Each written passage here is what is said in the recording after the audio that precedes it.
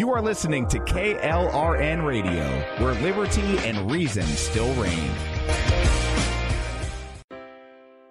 Most writers and radio show hosts know that to connect with your fans, you need to do more than just write books or record the latest podcasts. There are many different elements that go into forming an online platform, but there are also many hidden traps. To make matters worse, solid advice on how to survive the muddy waters is scarce. In the book Hidden Traps, I talk about some of the important issues of working with an online platform, highlighting traps that could put your physical or internet security at risk or be harmful to your reputation. Are your social media posts just links with a few disjointed words, making you look like someone who can't complete a sentence? Did your new website cost you more than you anticipated? Are you leaking your personal contact details across the web without even knowing it? Then you need Hidden Traps. Although Hidden Traps is not officially released until August 1st, you can pre-order your paperback or ebook copy now from a variety of retailers, including Amazon, Barnes & Noble, and Kobo. Visit blackwolfpublications.com for more details. Here's George Foreman with InventHelp. Hi, I'm George Foreman. Do you have an idea for a new product or invention? People ask me all the time, George, how do I get my idea in front of companies? How do I get a patent? What do I do next? Do you have the same questions? I'll tell you like I'll tell them all. Call my friends at InventHelp. Call InventHelp today for free information. InventHelp has been helping inventors for more than 30 years and has sales offices nationwide. InventHelp can submit your invention to companies who are interested in receiving new ideas. If you have an idea and want to try to patent it and submit it to companies, you should call InventHelp today for free information. Listen, I can't guarantee a company will be interested in your idea, but I believe every inventor deserves the opportunity to step into the ring and take their best shot. Put InventHelp in your corner. Get your free inventor's information. Call 1-800-353-6490. That's 1-800-353-6490. Again, 1-800-353-6490. KLRN Radio has advertising rates available. We have rates to fit almost any budget. Contact us at advertising@klrnradio.com.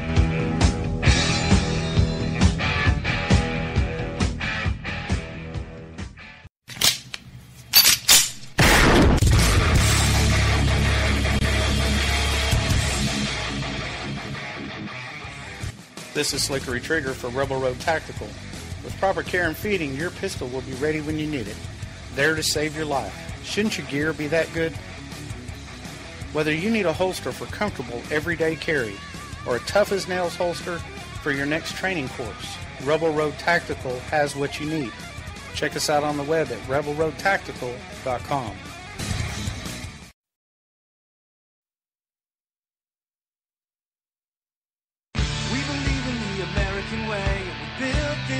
Called the USA, and we fly our flag cause we're proud and free, we're Americans. Red, white, and blue is our way of life. Never back down from a challenge or a fight. Nature provides, God gives the rights, we're Americans. We fish the waters and we hunt the lands. We forge the steel with our own two hands. With what we've got, we do the best we can, we're Americans.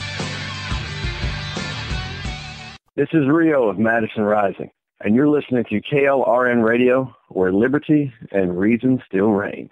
It's time now for the Conservative Curmudgeon Radio Show. Now, here's Grouchy. Good evening, everybody. Welcome back. It is Wednesday night. So glad to be with you again after taking a little break for the Independence Day celebration. We got a very special show lined up tonight. We have special guests with us live. We have Southern Keeks on Twitter, Miss Kimberly Ross, and we have Patriot Musket. You might know him as Nick. They are both with us tonight. We're going to do a full hour on pro-life, the movement, what it means, and where it's going, and what it needs. We're going to cover a lot about pro-life tonight. So do yourself a favor. Stay where you are. Some of you might have noticed I didn't break the glass tonight. That's because I got a little something special for you. Just in honor of this show, we're not going to break glass tonight. We're going to do this. It's a beautiful sound. Life is worth fighting for, folks. And we're going to go ahead and bring our guests on right now. Kim, you there? I am here. Thank you so much for having me, and I'm excited about the show tonight. Absolutely. It is an honor to have you here again. And Nick, are you there? I am here, Grouchy. Thank you very much for having us both. Outstanding, sir. Glad you are also here. Nick, I'm going to put us in the back seat for a minute or two. Kim recently attended a pro-life conference in Florida, and I want to start the show off talking about this conference, so I'm going to kind of give the reins to Kim. And Kim, I'd love for you to share with us what you were able to take in at the conference. If just tell us all about it. What was there to learn? What did you take from it? Sure. And again, thanks for having me. This is probably the issue I'm most passionate about in my writing and everything, so I appreciate the chance to talk about it more. The conference I attended was the second annual Pro-Life Women's Conference, and it was in Orlando this year. They started out having it for the first time last year, and it was in Dallas. And next year, it will be in St. Louis. And what they're doing is having the Pro-Life Conference in cities which have the highest abortion rates in the country. And Dallas is pretty high, and Orlando, like it was this year, is also pretty high. And of course, St. Louis is high as well. But the Pro-Life Conference, it's such a wonderful gathering of women, and there's some men there. Of course, they came with their wives and everything. But there was the women there who are involved in the pro-life movement, who are passionate about it. Some have had abortions themselves. Some are just counseling women away from abortions. There's groups like And Then There Were None group, and they help women escape from the abortion industry, women who work for Planned Parenthood or other private abortionists. There was a group called Feminists for Life there, which is, of course, a feminist group who's very involved in the pro-life issues. There was the Gay and Lesbian Alliance for Life. There was Democrats for Life. There's just so many groups there, and I was really encouraged by the diversity that was represented and I wrote about in a piece that I wrote at Red State after the conference. I think there's a tendency for people to believe the pro-life movement is just made up of GOP churchgoers, not filled with a lot of diversity or something, but that's definitely not the case as I saw at the conference. And it was just a great 3-day weekend of people coming together with different panels, like a birth moms panel, a woman who decided not to abort and who have placed their child in an adoptive home. There was a pro-life physicians panel, and they talked about being pro-life physicians in the decidedly pro-abort medical community. There were women who are actually involved in perinatal hospice care, who they meet with parents who discover their child has some sort of syndrome or disease, and they will not live long after birth. And so they're there to take care of the parents and actually the child, who lives for a few minutes or a few hours or maybe a few days, and kind of helps them through the transition. So it was just a wonderful weekend where life was promoted and supported. And there was also a Engaging the Black Community panel, which, of course, the abortion rate in the Black community is quite high.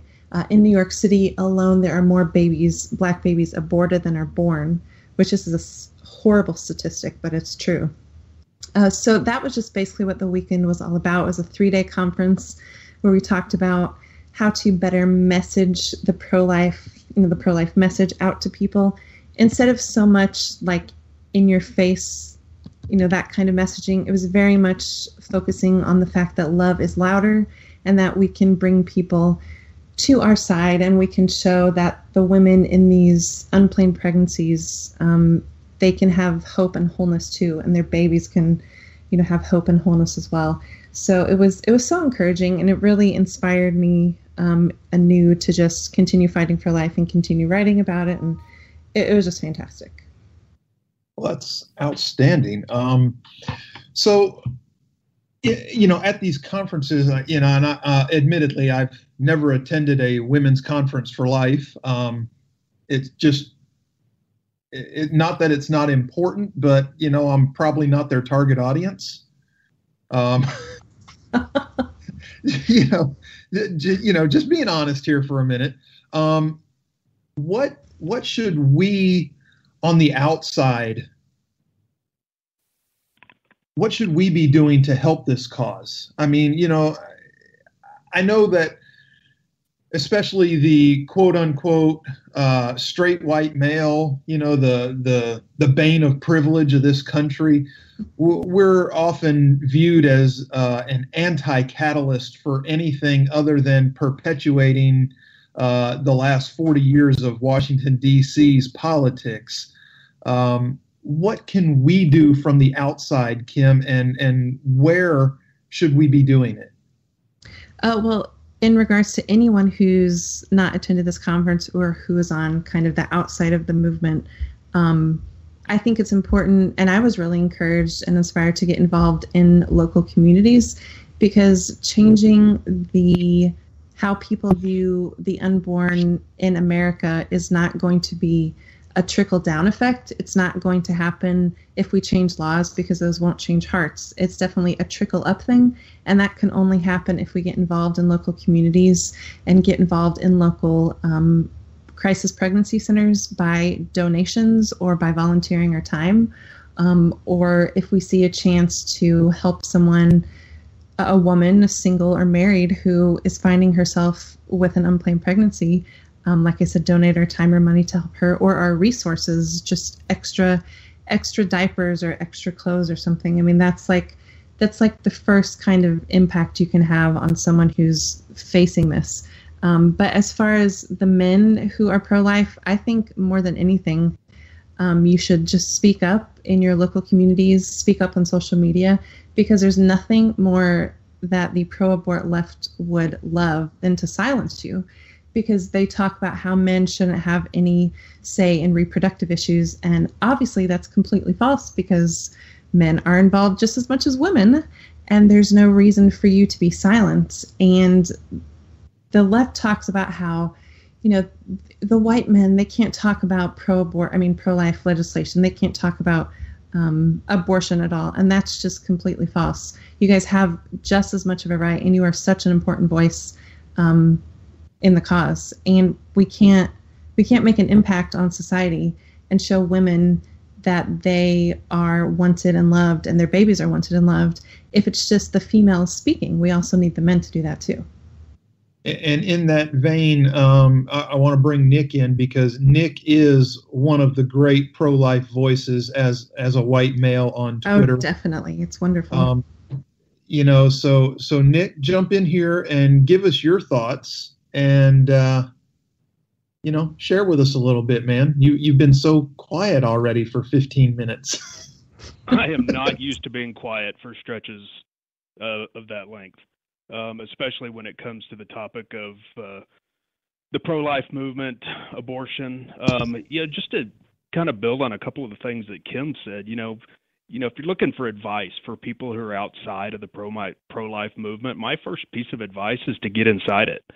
One of the things, it took me a while to figure this out as the white male, and Lord knows, and gee, I'm sure you have absorbed this too. Shut up. You don't have a uterus. What do you have to say about it? I have. The easiest way I have found to really take ownership and stock in the pro-life movement is that day I realized that we are in the majority. It is not an unpopular opinion to stand up and say it is wrong. It is indefensible to do to an unborn child what is done to an unborn child during an abortion procedure. And I often, and Kim and I often kind of jointly cringe a little bit at folks who will retweet pictures of aborted children and that sort of thing. That doesn't really work. That's not really the message that helps. That sort of bludgeons people over the head. And to me, it kind of puts women who are sort of making that choice in the shadow, and we need to pull them out of the shadow, like Kim was talking about, and say, we support you. We don't care how you got into this situation. We are here to help you, support you, and guide you through this process, whatever the case may be. And to the point of, everybody in the pro-life movement being a GOP churchgoer, I just would very briefly like to tell the story of how I became pro-life. I was a young, dumb 12 or 13-year-old, and I was at a church event. And I don't even know how the topic comes up at a church event, but it did. And I said, which is the easiest argument anybody ever uses, I'm completely against it, but it's none of my business. And it was because I legitimately didn't know any better. And I had a youth pastor, and I'll never forget this.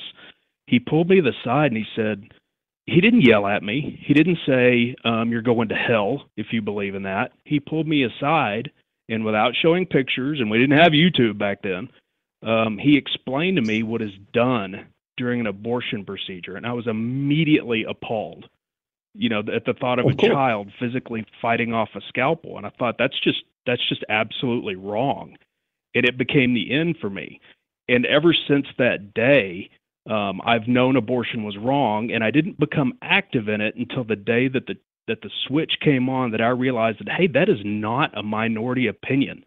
It might be a minority opinion when you fall into the wrong circle on Twitter because you like to troll the hashtags like somebody on this phone call likes to do.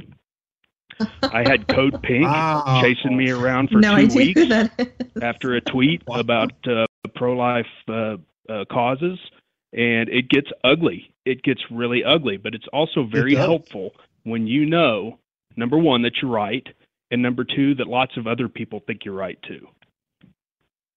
Yeah, and honestly, to be fair, Nick, I want to pass a little credit on to Kim here. I've been reading her work for even well before since she ever followed me on Twitter. That's because I followed her first. But anyway, I just wanted to say that she has actually been writing on what you were talking about and hinting at without actually using the words, but compassion is what we need to be showing for these women having to make this tough choice. And a lot of people, they'll point a finger and cast aspersions, and that's not. I don't think that's the way to go. And I might have at one point when I was, like what you were saying, young and dumb and didn't know better. But I've through reading. Not only Kim's work, but other works, I've come to realize there is a better way. Yeah, absolutely, there is. There really is. And the key word there is compassion and effective. Being effectively compassionate, being persuasive in a way that helps people to understand that being pro-life doesn't mean shaming a woman who's chosen to have an abortion in the past. Those are our strongest, most important weapons in the fight against abortion, are the women who have had an abortion in the past and who have spent their lifetime regretting it. Yeah, absolutely. Kim, you were going to say? Sure. It was about 16 when I got pretty involved in the pro-life movement and donating my time essentially at the local crisis pregnancy center in the town I grew up. And definitely at first at that young age, I mean, when you are faced with the truth of what abortion is, that it's murder, I mean, our first reaction is anger. I mean, it really is, because it's such an innocent, life that can't defend itself is being targeted for merely existing and then destroyed. And of course, anger is usually our first reaction, and it was mine. And so for plenty of years at the very beginning of me being involved in the movement, I was very much, here are pictures of an aborted baby, and how dare you support this? And it was like we've been talking about, it was, using the anger to try to reach people, but that will only serve to push others away. And that was made very clear when I was at the pro-life conference with the birth mom panel, how these women who, some of them had absolutely no hope. One woman had her babies when she was incarcerated, and, had she been out of prison, she definitely would have chosen abortion. Another girl, she's a black woman, and she was dating a white man, and his family had wanted nothing to do with a mixed baby. And so her first thought was to have an abortion, and shoving, these pictures of aborted babies in their faces, while that's actually true, it's not effective, as Nick was saying. We need to be effectively compassionate and reach out to them, because if we don't reach out to them, they're never going to make the choice for life. And like Nick was saying, they're some of our strongest allies. So it's a definite must.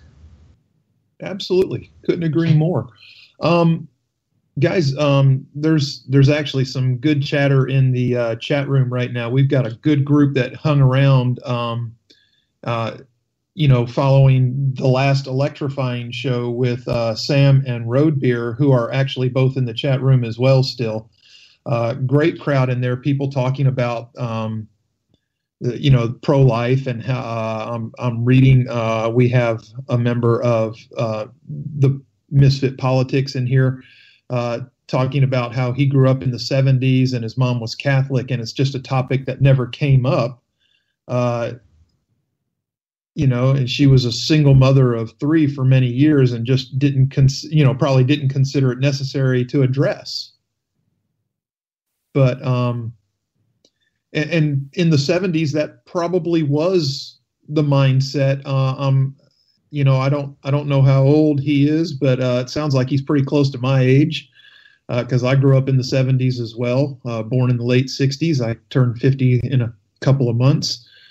But it wasn't something that was talked about in my house either. And I grew up with a single mom, and, of course, she only had boys, but still, I mean, it's just something it wasn't talked about in the home much back then. And it really is it's in a completely different place in society's realm now versus where it was even 20 years ago, let alone 40 years ago. Well, at some point over that course of time, the movement went from safe, legal, and rare to free, on demand, and without apology. And I think that's what's given birth more to the vocal pro-life movement, where it's come to the point now where it's almost a badge of honor. I forget who it was, but there was somebody somebody running around on Twitter several weeks ago bragging about how they were the expert on abortion because they've had one, and they think everybody should, and it's a growth experience. And I don't know how you get there. I don't know what triggers. I don't know what clicks in a society where you go from safe, legal, and rare to on demand, free, and without apology. I can buy that. It takes me, a lot of some people in the chat room are actually talking about this bill. I was 5 in the 70s, and Kim wasn't even born yet, so we'll just take your word for it. Okay. Again, people in the chat room talking about the bill in Oregon that the governor is so excited to have coming towards her desk to sign into law. I don't know if either of you got to see that today before the show. Have you? I've heard about it. She did not sign it yet, correct? No, not yet. Not yet. But she tweeted out that she is very excited that it's coming to her. Yeah, and people will be able to have free abortions, including illegal immigrants. That is correct. And insurance companies in the state must cover without a copay. And everyone, there will be no time restrictions either. So we're talking 3rd trimester here too. And also sex selection abortions. If you're not interested in having a girl, you can just get her killed. That is correct. If you are an illegal alien in your 3rd trimester and don't want the sex of the baby that you're about to have, you can have it killed. And she's excited about this. The governor of Oregon. She already thinks, as do many people, that there are not enough abortion rights in this country, which is insane because, like, Oregon has shown and other places, you can get abortions well past the time of, quote, viability.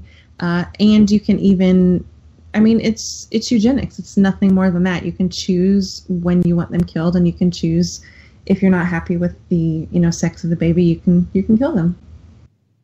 Which to me it's a disgusting thought. But even on a bigger picture, and I hate to try, I'm not trying to conspiracy theory anything here, but does this sound like it's a page out of Agenda 21, if anybody's read that? I'm not familiar with Agenda 21. No, I'm not either. Okay, well, I'll just pass on that then. Basically, Agenda 21 is a United Nations. It's a United Nations. If you want to make that law in Oregon any more absurd, what you do is you put a little provision in there that also says you can have an abortion regardless of your gender identity, which I may or may not have had a little fun with on Twitter before the show. But it's if you want to talk about, and one of the people in the chat room right now talked about this earlier. Oregon is going to make themselves the home of abortion tourism, and they seem to think that's the best idea ever. Wow, that's so a sick thought. If you want to talk about battling the absurd with the absurd, what you do is you say hello. You show up at your local Planned Parenthood or Abortions R Us or whatever they have in Oregon, and you say, hello, I'm here as a man. I think I'm a woman, but I would like to have my free abortion. And just see what happens, right? I mean, the whole concept of you could have an abortion up until you are a day away from delivery and just say, you know what, change my mind. I've decided I don't want this child. I understand I could give birth to this child and have it freely and happily adopted within hours, but that's not the choice I want to make. The choice I want to make is to have this child murdered inside of me. Mm-hmm. And it's a whole other country. It's a whole other world. It's a thought process I don't understand. It's a thought process I just can't get on board with. And it's a progression of what is perceived as abortion rights from the time it was legalized until now that is really over course of history, a very short period of time, has become something that was done very early on to now a fully formed child who in just a couple of inches would be perfectly fine. Oh, excellent question and point by Persnickety in the chat room. I wonder if Macron will offer French cash support for a law like this in Africa. Sounds like his kind of thing. It does sound like his kind of thing. Wow. Yeah, it really does. Wow, what a scary thought basically, I can see France and even Canada getting involved with this. They'll probably start offering cash incentives. Sure they will. Look at Jill, what's her name, whose last name I can't pronounce, who flat out said today, fewer children. There should be fewer children because it's better for the environment. Right. Yeah, and Nick, you made a great point on Twitter today when you said and radical pro-abortion feminism. What do you have? You have taxpayer-funded climate change combat is what you have. Well, there you go. Now, on that note, we do have to take a quick commercial break. When we come back, we are going to continue this discussion. Feel free to fire your questions in the chat room. I'm going to acknowledge as many of you as I can, and we'll address them as we can also. So do yourself a favor. Stay tuned. We still got another half a show to go. Ain't that America? Something to see, baby. Ain't that America? Home of the free, yeah. Here's George Foreman with InventHelp. Hi, I'm George Foreman. Do you have an idea for a new product or invention? People ask me all the time, George, how do I get my idea in front of companies? How do I get a patent? What do I do next? Do you have the same questions? I'll tell you like I'll tell them all. Call my friends at InventHelp. Call InventHelp today for free information. InventHelp has been helping inventors for more than 30 years and has sales offices nationwide. InventHelp can submit your invention to companies who are interested in receiving new ideas. If you have an idea and want to try to patent it and submit it to companies, you should call Invent Help today for free information. Listen, I can't guarantee a company will be interested in your idea, but I believe every inventor deserves the opportunity to step into the ring and take their best shot. Put Invent Help in your corner. To get your free inventor's information, call 1-800-353-6490. That's 1-800-353-6490. Again, 1-800-353-6490. Most writers and radio show hosts know that to connect with your fans, you need to do more than just write books or record the latest podcasts. There are many different elements that go into forming an online platform, but there are also many hidden traps. To make matters worse, solid advice on how to survive the muddy waters is scarce. In the book Hidden Traps, I talk about some of the important issues of working with an online platform, highlighting traps that could put your physical or internet security at risk or be harmful to your reputation. Are your social media posts just links with a few disjointed words, making you look like someone who can't complete a sentence? Did your new website cost you more than you anticipated? Are you leaking your personal contact details across the web without even knowing it? Then you need Hidden Traps. Although Hidden Traps is not officially released until August 1st, you can pre-order your paperback or ebook copy now from a variety of retailers, including Amazon, Barnes & Noble, and Kobo. Visit blackwolfpublications.com for more details. If you're 85 or younger, would you like peace of mind and comfort for your family? We're Final Expense Direct with an urgent message for you. The average funeral today costs over $8,000, but the most you'll get from government benefits is $255. How will your family pay the difference? We can help. Our senior plans start as low as just $1 a day and pay up to $30,000 for a funeral and other final expenses. Peace of mind is easy. There's no medical exam. You'll have lifetime coverage, and your plan can't be canceled as long as you pay your premiums. Call now for free information about our senior plans. Answer a few simple questions and receive approval right on the phone. Plus, call right now and we'll give you a discount prescription card for free. Call 800-553-8687. That's 800-553-8687. Again, 800-553-8687. 687. Oh, but ain't that America? You and me, ain't that America? Something to see, baby. Ain't that America? Home of the free, yeah. All right, welcome back, everybody. We were just having a little bit of spirited discussion during the break. Kim, I definitely want to hear about this remarkable woman and her remarkable child that you were just telling Nick and I about during the break. Please do so. Sure. Yes, she was the first speaker at the pro-life conference, and her name is Lacey Buchanan. And her husband Chris have two sons, Christian and Chandler. And her first son was Christian, and when she was pregnant with him, they went in for the regular 20-week ultrasound, to check the gender and everything.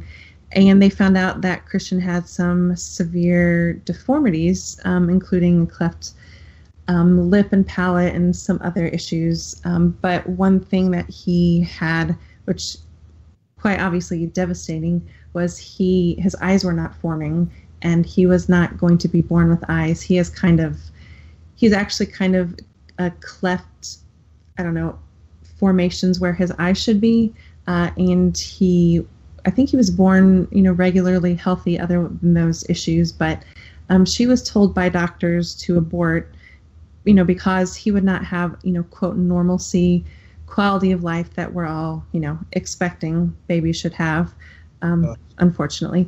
But they were told to abort, and they obviously didn't, and she spoke at the conference about how she was, so grieved by the fact that people were pushing abortion before he was born, but also completely disturbed by the fact that after he was born, she would actually take him out in public and people could see him. And more than one person,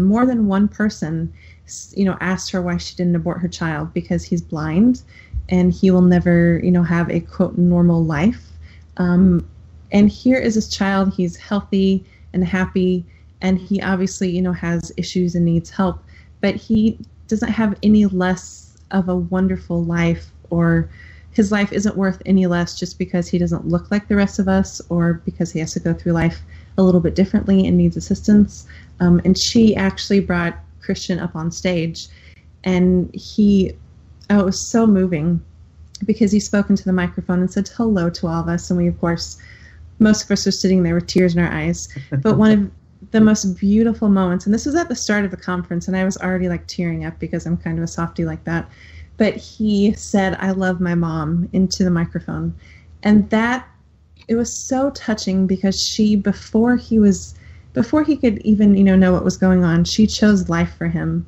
And even after he was born, when people said that he should not be here, she defended his defended his existence.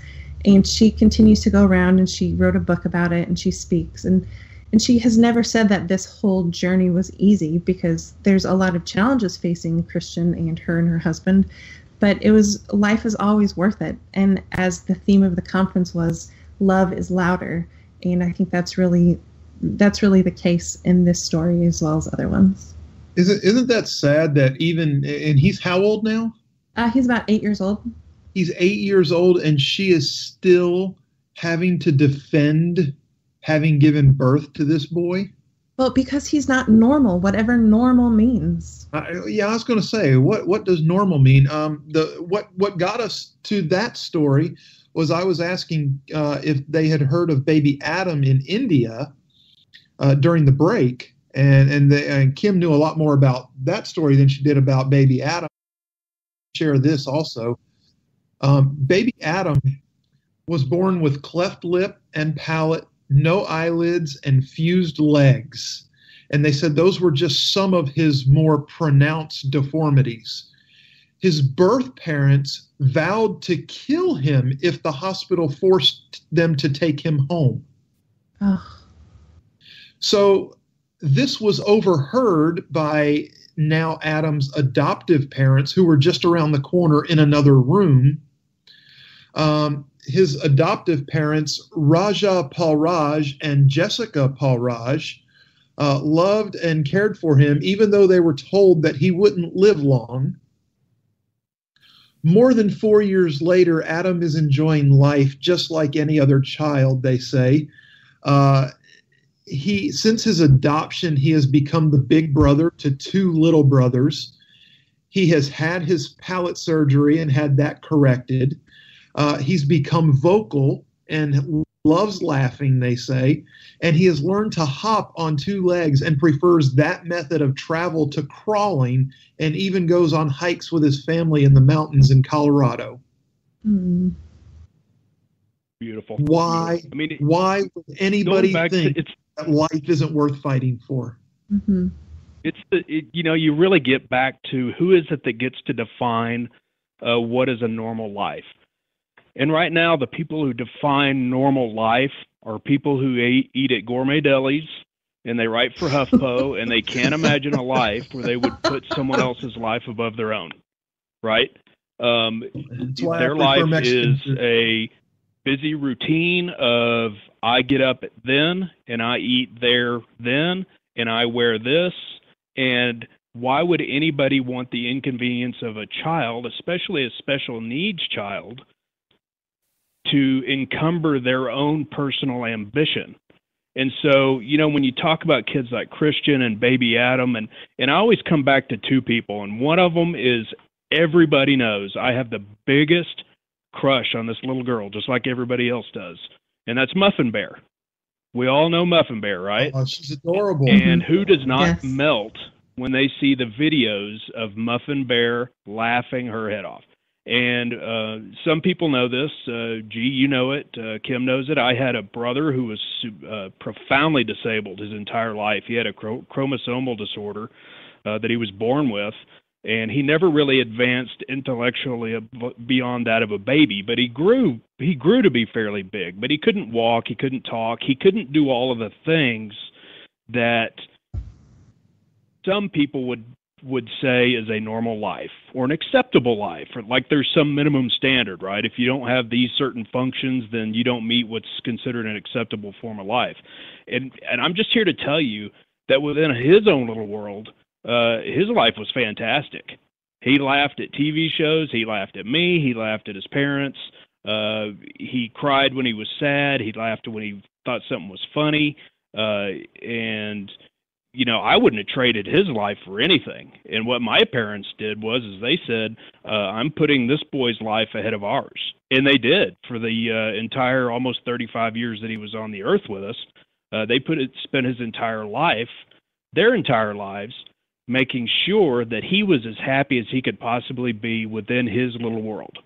And so when people come to me and talk about normal life, minimum acceptable standards of life, clumps of cells, vegetables is one of the terms that drives me absolutely bananas. Who appointed you in that position? What council did you sit on? Was there a local board election? What was that? Where you got to be the one that said, okay, we're going to put a list here, and it's going to be a checklist, and one of them's going to be vision, and one of them's going to be hearing, and one of them's going to be speech, and one of them's going to be a certain level of mental comprehension, walking, use of hands, possession of arms.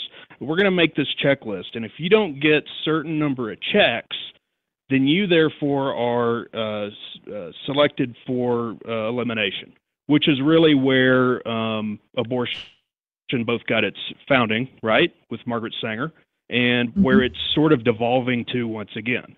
And it's sad and it's awful all at the same time. And when I see these children like Christian or Adam or Muffin Bear or anybody who looks different, because that's who we're supposed to accept, right? We're supposed to accept as the cold-hearted, conservative, Christian right, whatever label it is we bear this week.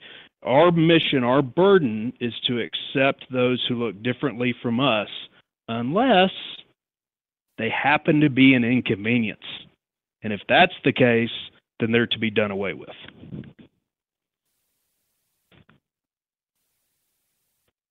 It's so sad. It really is. I can't even fathom. I can't.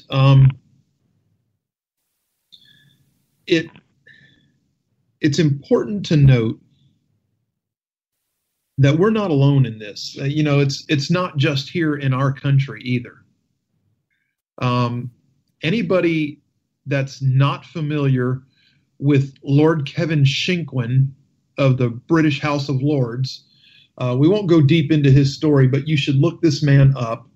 He is fighting in the UK to change their abortion laws because, and they're on the more liberal side. They do allow legal abortions up to 24 weeks in the UK, but they do not have a time limit on abortion for pregnancies with fetal disability diagnosis. So again, you can kill a baby in the womb up to the last day if they have some kind of disability diagnosed while they're in the womb. And he's fighting to change this. And the reason he's fighting to change this is because he suffers from a severe form of brittle bone disease. And he would have been diagnosed as one of those babies and been able to be killed. And this man's fight is incredible. And the fact that he puts himself through it, where most of the country is of a liberal bias when it comes to abortion to begin with. So he's taking it from just everybody in the world. And here they're picking on this poor man because he looks different because of brittle bone disease, as you were alluding to there, Nick. And I think one so of the biggest here's issues the risk that you run when you start having lists. When you say, okay, Congress, Parliament, whatever the case, governing body as you may be, what you have then is you have people who are then in charge of a list. And that list says, here are the conditions that become eligible for abortion right up until the last day. How easy is it to add to that list? How easy is it to subtract to that list? Does it require a vote in Parliament? Does it require a vote in a Congress, in a state house? Or does an unelected bureaucrat get to say, you know what, our 3-member blue ribbon panel has decided that this child has the markers for type 1 diabetes, and we really need to eradicate that, so this is for the greater good. Let's go ahead and add that to the list. I'm sorry, Kim, go ahead. Oh, no, you're fine. No, I think the issue with a big issue, if not the biggest issue with people looking at children that have prenatal diagnoses that are either life impacting or going to be fatal not long after they're born is not, it doesn't have so much to do with the child itself, but it has to do with our discomfort, because those viewing the child, whether they live for a long time or briefly, we don't want to, it's like we don't want to be around someone who's, quote, different. We can't handle the difference. We can't handle seeing someone who looks different, who might have to do things a little bit slower, who needs some more help. It's not so much about the fact that that they exist so much as we're not comfortable with their existence, and that we are inconvenienced by their existence, which is not at all any reason to end their life because of our discomfort. I mean, I've heard people say that parenthood is a journey out of selfishness. Well, as fellow human beings on this planet, if we see someone else who's disabled, maybe that's a good chance for us to step out of our selfishness and our discomfort and realize that their life is just as important as ours, and it shouldn't end, or it shouldn't be cast aside just because they put us in a place to where we might have to step out of our comfort zone, even briefly or for a long span of time. And one of the things Lacey was talking about was that children who are disabled, they are some of the greatest gifts to fellow human beings on the planet, because they teach us so much about how we need to change and grow. And she talked about how much she has changed and how much more compassion she has, not just because, she has to take care of a child and help him through all these issues, but she has so much more compassion for other people she sees around them. And I can't think of anything better than injecting our world with a huge dose of compassion by nurturing these children and helping these women who are facing these diagnoses, whether they keep the child or give the child up for adoption. There's nothing better than growing more compassion, because it'll just continue to grow and spread. But instead, we're saying we're uncomfortable with the existence of another who doesn't look like us, and therefore that child should die. And that's the height of selfishness. Indeed. And, I have a sister who bless her soul, she's not had the best luck with mates in her life. She does have a son who was born with severe cerebral palsy. He is wheelchair bound. He will require care for the rest of his life. He will never be able to function on his own. But he understands things. He understands when Uncle G walks into the room. He knows my voice. He doesn't even have to know. He doesn't have to see me. I can just say something and his face lights up. And you can't tell me that there's no quality in that life. That won't wash. No, and there's no question. There's absolutely no question. As someone who grew up around a person like that there is quality. It's different. It's different than the perception you or I or Kim have of qualities. You or I or Kim might think a weekend in Palm Beach in a 5-star hotel on the beach is quality. And it is quality, but to a child with cerebral palsy, to a child with Down syndrome, to a child with autism, that standard for quality changes. It doesn't move the scale, right? If that makes any sense. They still experience quality on a scale of 0 to 10. Their scale's just at a different place than ours is, right? So to go back just a moment to Kim's point about the discomfort, it's exactly right. People do that. People support abortion. They turn a blind eye to it because they think, I can't imagine having to care for a child like that.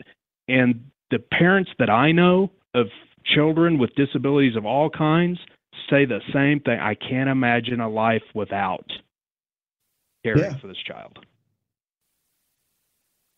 I have friends with a trisomy baby. They were told she wouldn't make it past 6 or 8 years old. If folks aren't familiar with trisomy, please look it up. It's too much to go into. But my little Katie bug, my little Katie bear, is about to become a teenager. But she won't make it to 6 or 8. Evidently, the science wasn't settled, was it? Apparently.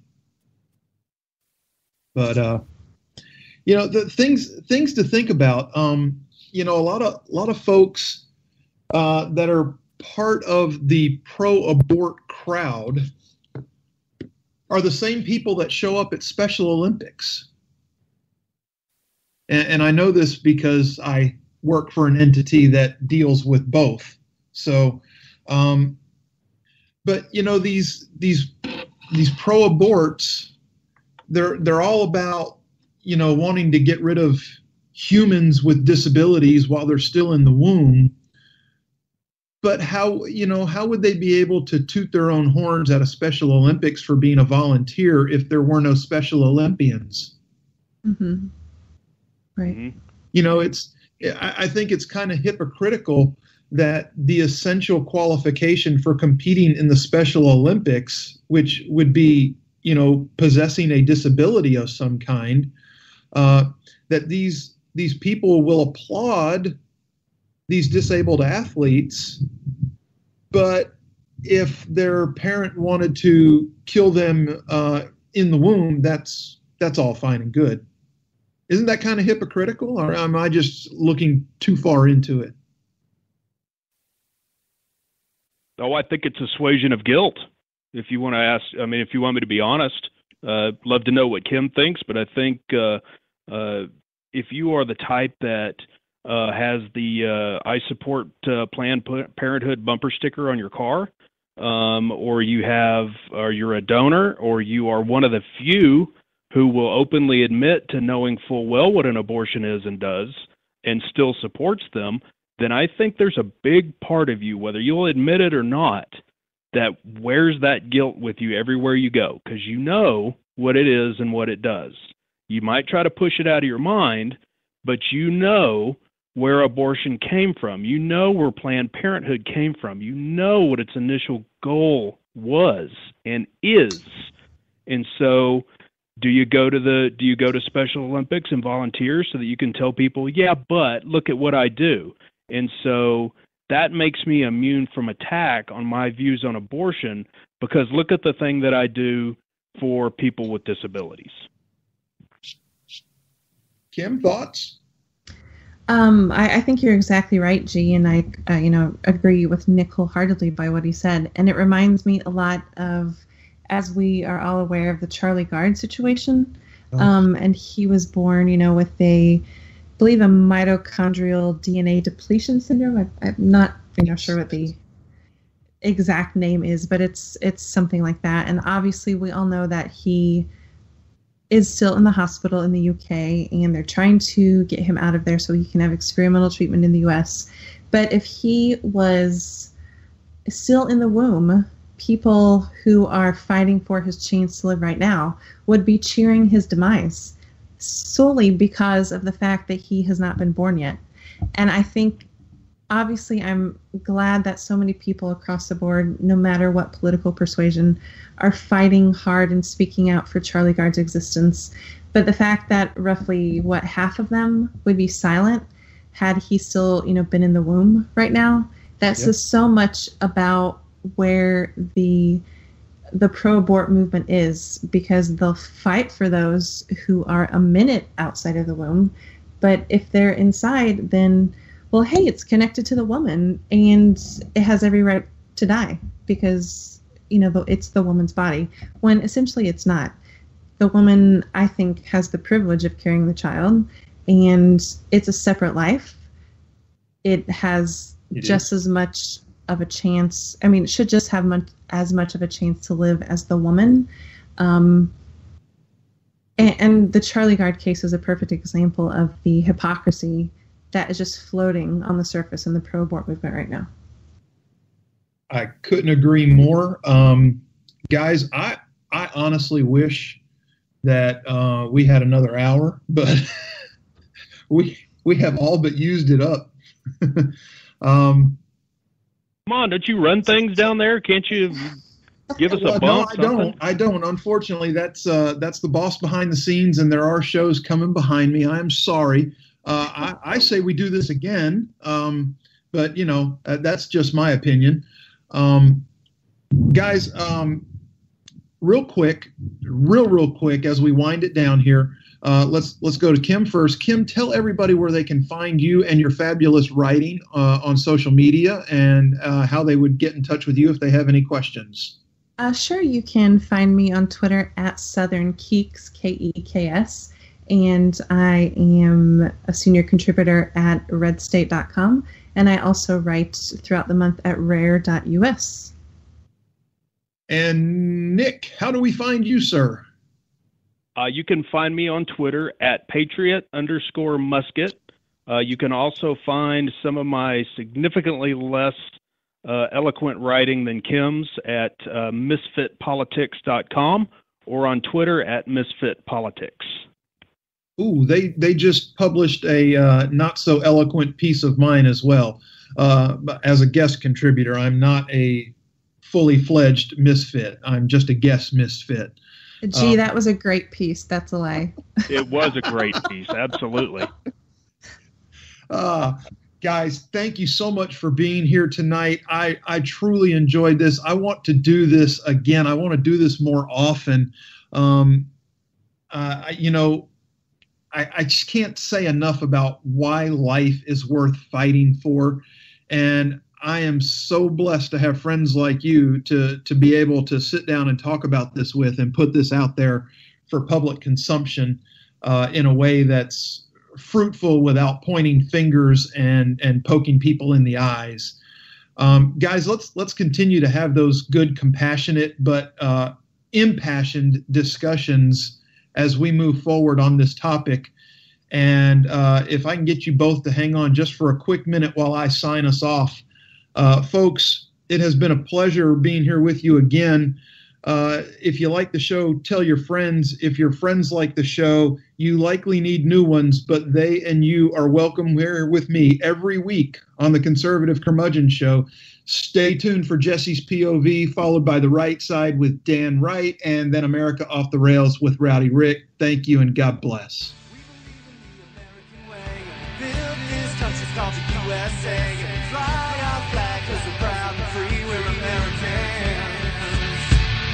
Red,